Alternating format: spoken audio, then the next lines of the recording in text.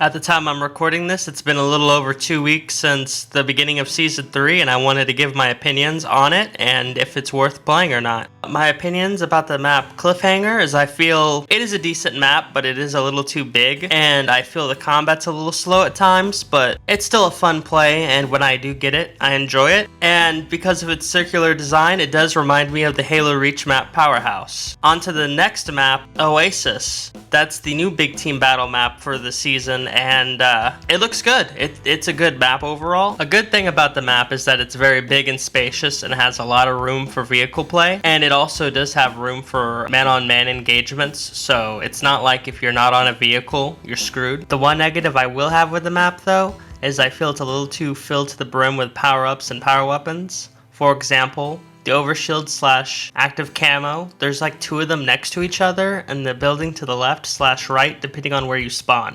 I don't really see the reason why there's 2. I think it should just be 1 that both teams fight for. That is one of my issues with big team battle in Halo Infinite, is I feel you don't fight enough for weapons like you did in the older Halos. And I mean, sure, there are always, exceptions to the rules, but I find it to be significantly better gameplay when the shock rifle, stalker rifle, heat wave are kind of in the middle of the map or on the sides of the map, and you have to fight people for them, because then that means you took control of the map to have those weapons instead of just both sides being gifted them. Now, the map that I really wanted to talk about that dropped during Season 3 is Chasm. The 2 positives I have about the map is number 1, it is a good looking map, and number 2 is that I got a nightmare on the new map. Now, that's where the positives end, because, in my opinion, makes it a bad map is the terrible spawning. I have spawn-trapped people, and I have been spawn-trapped. I have spawned into the game, got shot in the head immediately with a sniper. I've spawned in front of 2 enemies, got immediately gunned down, and the design of the map incentivizes camping / slow play, and just constant hallway shootouts that I don't particularly find fun.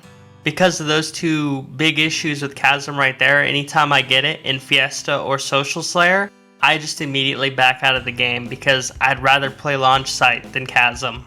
And with the next edition of Season 3, they added a new / old weapon into the game, the M392 Bandit Rifle / DMR. And I like the weapon, I like using it, but I do feel it is a bit underpowered, and I would like to see it tuned a little bit to where it can compete more with the BR, and it can compete more with the AR / pistol, because I think it'd make a good starting weapon, but, as it is right now, as like a pickup on a map, it's not better than the BR. It's not really better than the Sidekick. I would like to see it beefed up a little bit more and then made into a starting weapon. And I don't mind the 1.4 scope in it has, but I would like to see it be like a 2.0 maybe. So it has a little bit more range than what it does currently, because it's kind of weird that the pistol and the DMR have the same range. And I don't really know or care if they put the DMR as the starting weapon in the Ranked Arena playlist / HCS. But I do want to see it in Team Slayer / Social Slayer, because it is a fun gun to use. And I do think it would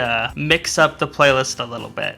Now, the last thing I want to talk about with today's video is, you may be wondering, is Season 3 polished? Is Halo Infinite back on the right track? And to be honest with you, Season 3 of Halo Infinite has gotten better in some ways, but it's also gotten worse in other ways. I still have performance issues with desync, ghost melees, shot registration, and it's not as prevalent as it used to be during Season 2 and 1 and even the winter update, but it's still an issue, and if that's something you really care about, I would just suggest staying with MCC at the moment. The menus in Halo Infinite are still very slow, and even though the patch that came March 15th was supposed to fix a lot of these problems, and it did in some respects, the menus still aren't in an acceptable state, and I honestly just wish they went with a simpler design that worked. But if you don't really care about performance and you just play the game for fun and you want to do the battle pass and you want to do the event and see the new maps, then I do think Season 3 is absolutely a worth to play.